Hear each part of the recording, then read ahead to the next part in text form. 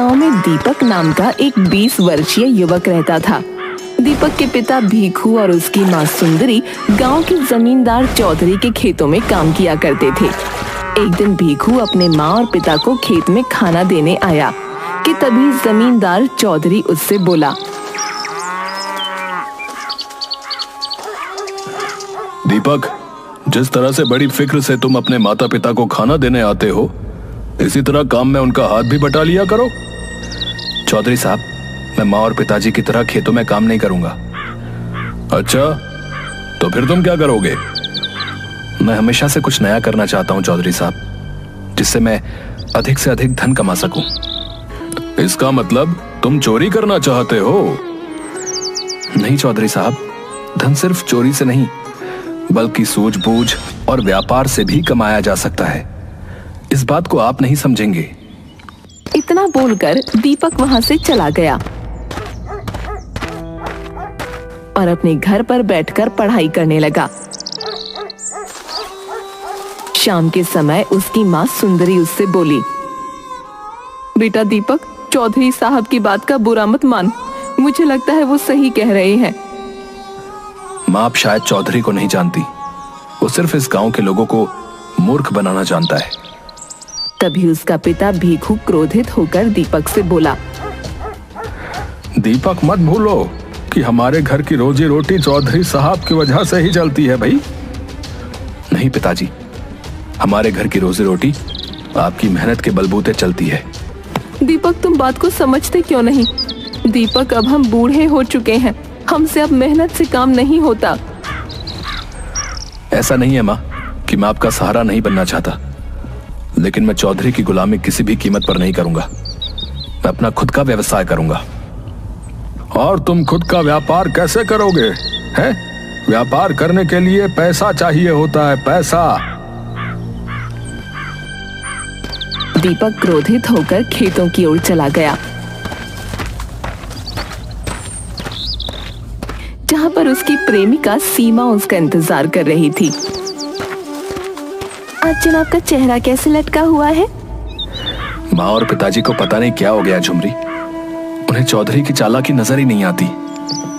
उसमें उनकी कोई गलती नहीं, हमारे गांव में वैसे भी काम की कमी है और चौधरी के खेतों में बहुत काम है, वो बेचारे कर भी क्या सकते हैं। सीमा, मेरे दादाजी ने चौधरी से कुछ रुपए का कर्ज लिया था और उसके बदले में उसने भारी ब्याज लगाकर उनसे उनकी जमीन छीन ली। मैंने सुना है दीपक कि वो जमीन बंजर पड़ी हुई है। तुम्हारे पिताजी तो उस जमीन को मनहूस मानते हैं, क्योंकि तुम्हारे दादाजी वहीं से लापता हुए थे, जो आज तक नहीं मिले। एक दिन मैं अपने दादाजी के लापता होने का रहस्य भी सुलझा कर रहूंगा। अगले दिन दीपक तैयार होकर अपने घर से बाहर निकला ही था कि तभी उसके घर के बाहर उसे मुखिया मिल गया। सुबह सुबह तैयार होकर कहाँ जा रहे हो रतन? मैं जरा काम से शहर जा रहा हूँ मुखिया जी। शहर में मेरा एक दोस्त रहता है जिसने मुझसे कहा है कि वो मुझे बैंक से लोन दिलवा देगा। अरे, मुझे लगता है दीपक कि तुम्हारा दिमाग खराब हो गया है। लोन लेकर आखिर तुम क्या करोगे भाई? मैंने सोच लिया है मुखिया जी, मैं अपने गांव में एक पिज्जा की दुकान खोलूंगा। दीपक, गांव के लोग दाल चावल और समोसे खाना पसंद करते हैं। ये पिज्जा विज्जा तो शहर के लोगों के चोचले होते हैं। ऐसी बात नहीं है मुखिया जी, अब गांव के लोगों की सोच भी बदलने लगी है और मुझे इसी सोच का फायदा उठाकर अपने व्यापार को चमकाना है। अपने व्यापार को बाद में चमकाते रहना, पहले जाकर चौधरी से मिलाओ। चौधरी ने तुम्हें बुलाया है।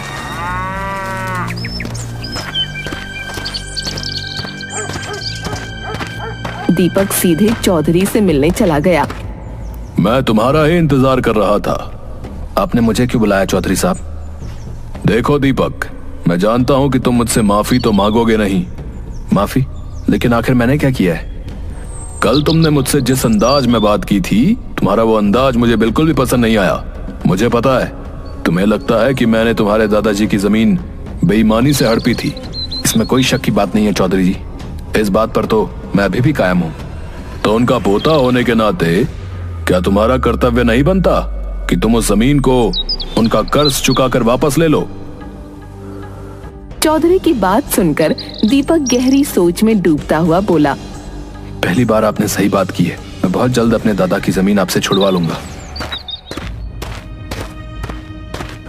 दीपक, ये मैं क्या सुन रहा हूं कि तुमने चौधरी से वादा किया है कि तुम अपने दादा की जमीन उससे छुड़वा लोगे? हाँ, तो इसमें गलत क्या है? वो जमीन मेरे और आपके पुरखों की है। बेवकूफ, मनहूस जमीन की वजह से मेरे पिता पागल हो गए थे, जो वहीं से लापता हुए थे, जिनका आज तक कहीं पता नहीं चला। और वैसे भी वो जमीन बंजर है, तुम उसमें कुछ भी नहीं उगा पाओगे। बंजर है तो क्या हुआ पिताजी, मैं उस जमीन की छाती फाड़ कर उसमें अनाज उगाऊंगा, लेकिन वो जमीन वापस लेकर जरूर आऊंगा और एक दिन अपने दादाजी के लापता होने का रहस्य भी सुलझा कर रहूंगा। लेकिन तुम उस जमीन को छुड़ाओगे कैसे? तुम्हारे पास धन है क्या? मैं कल शहर जा रहा हूं पिताजी, मुझे आशीर्वाद दीजिए। वैसे तो मैं पिज्जा की दुकान अपने गांव में ही खोलने की बात कर रहा था, लेकिन अब मैं शहर में ही कोई काम धंधा करके इतना धन कमा कर लाऊंगा कि मैं अपने दादा की जमीन चौधरी से वापस ले सकूं। अगले दिन दीपक शहर चला गया। शहर में उसका दोस्त मोंटी रहता था। दीपक, ये शहर है, तेरा गांव नहीं, समझा? यहाँ पर नौकरी इतनी आसानी से नहीं मिलती और तुझे कोई काम धंधा भी नहीं आता, समझा? तो मुझे किसी भी तरह से बस कहीं पर काम पर लगवा दे। ठीक है, मेरे चाचा के बहुत बड़ी पिज्जा की दुकान है, मैं उनसे तेरी बात कर लेता हूँ, ठीक है? अगले दिन मोंटी दीपक को अपने चाचा की दुकान पर ले जाकर बोला, चाचा, ये दीपक है, मेरे गांव का दोस्त। ये आपकी पिज्जा की दुकान पर ना काम करना चाहता है। ये तुमने बहुत अच्छा किया मोंटी, जो तुम इसे यहाँ ले आए। वैसे भी एक ईमानदार व्यक्ति की तलाश थी मुझे, और अगर इस देश में कहीं ईमानदारी बची है तो वो सिर्फ गांव में। मैं आपसे एक बात और कहना चाहता हूं चाचा जी। हाँ बोलो। मैंने शहर के कॉलेज में प्राइवेट एडमिशन लिया था, मुझे उसकी फीस भी चुकानी है। क्या मैं आपकी दुकान पर रात में रह सकता हूँ? मैं दिन भर काम करूंगा और रात में पढ़ाई करूंगा। तुम्हारे विचार सुनकर मुझे बहुत अच्छा लगा। मुझे विश्वास है कि तुम एक दिन बहुत बड़े आदमी बनोगे। उस दिन से दीपक डिलीवरी बॉय का काम करने लगा और रात में किताबें खोलकर पढ़ता रहता। एक दिन दीपक मोंटी के चाचा से बोला, चाचा जी, आपकी पिज्जा तो बहुत ही प्रसिद्ध है, क्या आप मुझे पिज्जा बनाना सिखाएंगे? जिसमें सीखने की ललक होती है वही अपनी मंजिल को पाते हैं। मैं तुम्हें जरूर पिज्जा बनाना सिखाऊंगा। दीपक कुछ ही दिनों में बेहतरीन पिज्जा बनाने में निपुण हो गया। अब उसके पास अच्छे खासे पैसे इकट्ठा हो गए थे। दीपक अपने दोस्त मोंटी से बोला, मोंटी, तुमने कहा था कि तुम मुझे बैंक से कुछ लोन भी दिलवा सकते हो। हाँ, क्यों नहीं, मैं तुम्हें आज ही बैंक से लोन दिलवा देता हूँ, लेकिन ध्यान रखना, तुम्हें महीने की इंस्टॉलमेंट ध्यान से जमा करनी होगी। मोंटी ने दीपक को बैंक से लोन दिलवा दिया। दीपक बैंक के पैसे और खुद के जमा किए हुए पैसे अपने गांव के चौधरी के पास ले जाकर बोला, ये लीजिए चौधरी साहब, मेरे दादा ने जो आपसे कर्जा लिया था ब्याज सहित वापस लौटा रहा हूं। अब आप मुझे मेरी जमीन के कागज वापस दे दीजिए। चौधरी ने मुस्कुराते हुए जमीन के कागज दीपक को वापस कर दिए। दीपक खुश होता हुआ वहां से चला गया। चौधरी का साथी संपत चौधरी से बोला, चौधरी साहब, आजकल के लड़के कितने मूर्ख होते हैं, ये मुझे आज पता चला है। अरे इस मूर्ख से पूछो कि बंजर जमीन पर ये आखिर करेगा क्या? उस जमीन को मैंने कई बार हटाने की कोशिश की, मगर किसी ने नहीं खरीदा। जब इस लड़के की बातें मैंने सुनी तो मैं समझ गया कि ये एक नंबर का मूर्ख है। घर जाकर वो कागज दीपक ने अपने पिता के हाथ पर रख दिए। मुझे तुम पर बहुत तरस आता है। जो पैसे तुमने मेहनत से कमाए, तुम उन पैसों से कोई और भी व्यापार कर सकते थे। आज भले ही आपको मुझ पर तरस आ रहा है पिताजी, मगर मुझे विश्वास है कि एक दिन आपको मुझ पर गर्व होगा। दीपक के पास थोड़े बहुत पैसे बचे थे। दीपक मुखिया के पास आकर बोला, मुखिया जी, आपकी बाजार में जो दुकान खाली पड़ी हुई है, क्या आप मुझे वो किराए पर उठा सकते हैं? उस दुकान पर तुम क्या करोगे भाई? मैंने शहर में बहुत अच्छा पिज्जा बनाना सीखा है। मैं दुकान पर बैठकर पिज्जा बनाऊंगा। अरे भाई, मेरी समझ में नहीं आता दीपक कि आखिर तुम्हारे दिमाग में चलता क्या रहता है? जब तुम्हें पिज्जा ही बेचना था तो फिर तुम्हें बंजर जमीन लेने की क्या आवश्यकता थी, बताओ? लेकिन फिर भी तुम इतने बड़े मुंह से मुझसे दुकान मांगने आए हो तो मैं इनकार नहीं करूंगा। भैया ले जाओ। दीपक उस दिन से मुखिया की दुकान पर मेहनत से पिज्जा बनाने लगा और अपने पिता से बोला, पिताजी, अब आपको चौधरी के खेत में काम करने की जरूरत नहीं है। आज से आप दुकान पर बैठकर पिज्जा बेचेंगे। भीखू ने दीपक की बात का कोई जवाब नहीं दिया। अगले दिन से भीखू पिज्जा की दुकान पर बैठने लगा और दीपक बंजर खेत में जाकर जी तोड़ मेहनत करने लगा। उसमें हल चलाने लगा, मगर दीपक के लाख कोशिश के बाद भी उस जमीन पर अनाज का एक दाना नहीं उगा। दीपक उदास होकर अपने खेत में बैठा ही था कि तभी भीखू वहां आकर बोला, अरे पकड़ो अपना पिज्जा। तुमने तो मेरा धोबी जैसा हाल किया है, जो न घर का रहा न घाट का। गांव में तुम्हारा बनाया हुआ पिज्जा कोई सूंघता तक नहीं, और ऊपर से बंजर जमीन पर हल चलाते चलाते तुम हाल से बेहाल हो गए हो।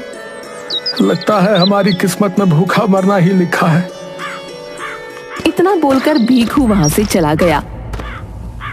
समझ में नहीं आता कि इस जमीन पर फसल क्यों नहीं उग रही। मैंने नए जमाने की सारी तकनीक इस्तेमाल कर ली, इस जमीन में कुछ तो गड़बड़ है। तभी दीपक की नजर खड़े हुए एक गंदे और मैले बूढ़े व्यक्ति पर पड़ी। दीपक उस व्यक्ति के पास पहुंचकर बोला, कौन हो तुम? तुम्हें इस गांव में पहले तो कभी नहीं देखा। वो व्यक्ति दीपक को गौर से देखता हुआ बोला, तुम जमुना दास के पोते मालूम होते हो? हाँ हाँ, लेकिन आपको मेरे दादाजी का नाम कैसे पता, और आप मुझे कैसे जानते हैं? तुम्हारी शक्ल तुम्हारे दादा से जरूर मिलती है।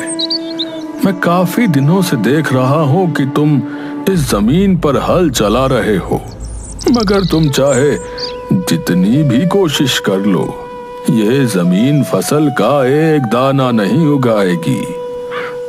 आप कहना क्या चाहते हैं? तुम्हारे दादाजी एक पढ़े लिखे व्यक्ति थे और विज्ञान से बहुत ही ज्यादा प्रभावित थे। उन्होंने इस जमीन पर एक ऐसा प्रयोग किया था जिसका राज सिर्फ मैं जानता हूँ। मतलब ये जमीन बीजों को स्वीकार नहीं करेगी, बल्कि फसल को ही स्वीकार करेगी। मैं आपकी बात का मतलब बिल्कुल नहीं समझ पा रहा हूँ। तुम्हारे हाथ में ये पिज्जा है, तुम इस पिज्जा के टुकड़े करके इस जमीन पर बो दो और अगले दिन कमाल देखना। इतना कहकर व्यक्ति वहां से चला गया।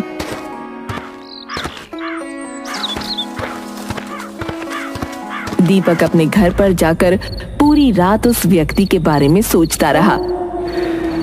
वो व्यक्ति शक्ल से पागल तो नहीं लग रहा था, लेकिन जिस कॉन्फिडेंस से वो बात कर रहा था, मुझे पता नहीं क्यों ऐसा लगता है कि जैसे वो सच बोल रहा है। क्यों ना एक बार प्रयोग करके देखा जाए। दीपक उसी रात पिज्जा लेकर जमीन पर पहुंच गया और उसने पिज्जा के छोटे छोटे टुकड़े कर कर उस सारी जमीन पर बो दिए और फिर उस जमीन पर ट्यूबवेल के जरिए बहुत सारा पानी डालने लगा। दीपक पूरी रात मेहनत से काम करते करते वहीं सो गया। अगली सुबह जब उसकी आंख खुली तो वो चीखता हुआ बोला, अरे वाह, ये कैसे संभव हो सकता है? मेरे इस बंजर खेत में पिज्जा ही पिज्जा लहरा रहे। दीपक दौड़ता हुआ एक पिज्जा तोड़ते हुए बोला, अरे इसमें तो बिल्कुल ताजी ताजी महक आ रही है, मानो कि अभी अभी बनकर तैयार हुआ है। इसका मतलब वो बूढ़ा व्यक्ति सही बोल रहा था। दीपक दौड़ते हुए अपने पिता भीखू को बुला लाया और उसे सारी घटना बताते हुए बोला, देखा आपने पिताजी, दादाजी की जमीन को आप बंजर कह रहे थे, वो जमीन तो जादू ही निकली। पिताजी हमेशा कुछ खोए खोए से रहते थे और वो अपना ज्यादातर समय इसी जमीन में ही बिताया करते थे। अब तुम क्या करोगे? मैं सारे पिज्जा को तोड़कर शहर में डिलीवरी करूंगा। पिताजी अब आप देखते जाइए कि आप पर धन की वर्षा कैसे होती है।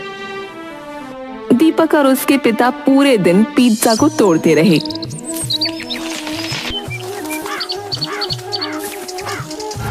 दीपक को सारा पिज्जा लेकर मोंटी के चाचा के पास चला गया।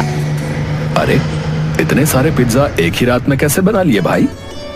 ये तो ताजा है, किसी फैक्ट्री से सेटिंग हो गई है क्या? ऐसा ही समझो। लेकिन इतने सारे पिज्जा डिलीवर कैसे हो पाएंगे? मैं आपको एक तरकीब बताता हूँ। आप पिज्जा की कीमत आधी कर दीजिए और सारे शहर में आप माल सप्लाई करिए। बाद में अगर माल मेरे पास नहीं आया तो फिर मेरी तो दुकानदारी खराब हो जाएगी। चिंता मत कीजिए चाचा, अब से ये माल रोज आपके पास आता जाता रहेगा। कुछ ही दिनों में दीपक के ऊपर धन की वर्षा होने लगी। अब उसका मकान गांव में सबसे अच्छा बन गया था। दीपक ने एक कार भी खरीद ली थी और यही बात चौधरी को बर्दाश्त नहीं हुई। वो संपत से बोला, बरसों पहले मैंने दीपक के दादा की जमीन धोखे से इसलिए हड़पी थी कि मुझे भी शक था कि वो जमीन पर कुछ ना कुछ प्रयोग करता रहता है। लेकिन अब अफसोस करने से क्या फायदा चौधरी साहब? उस जमीन के कागज आपने अपनी मर्जी से दीपक को वापस कर दिए। ये कल का लौंडा अगर ऐसे ही तरक्की करता रहा तो वो दिन दूर नहीं जब गांव में चौधरी उसे कहा जाएगा और मुझे मूर्ख। तो अब आप क्या करेंगे? तुम मुझे शायद जानते नहीं हो संपत, मेरे सीने में बरसों पहले का राज आज भी दफन है। कल मैं दीपक के परिवार का किस्सा ही समाप्त कर दूंगा। चौधरी और संपत अगली रात दीपक के खेत में पहुंचे। दीपक अपने पिता और सीमा के साथ अपने खेत से पिज्जा तोड़ रहा था कि तभी चौधरी कड़कती आवाज में बोला, बस बहुत हो गया रतन, जितने तुमने ऐश के दिन काटने थे काट लिए। इतना बोलकर चौधरी ने पिस्तौल निकाल ली। ये क्या कर रहे हैं चौधरी साहब? कहीं आपका इन सबकी हत्या करने का इरादा तो नहीं है? इरादा तो यही है मेरा।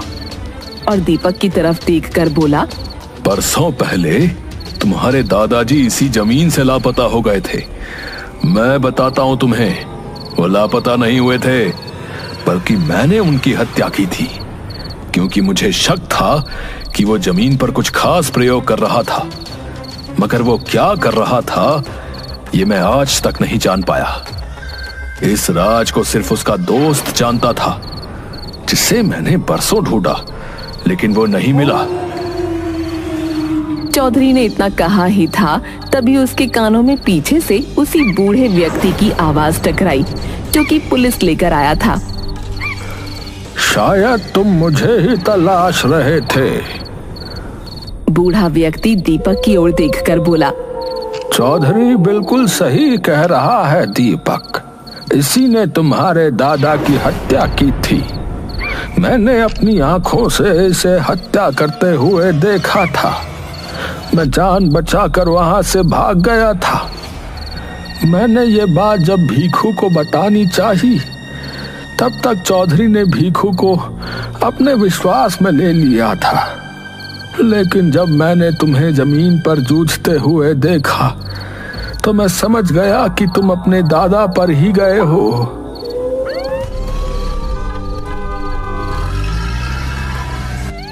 पुलिस ने चौधरी और संपत को गिरफ्तार करके जेल में डाल दिया।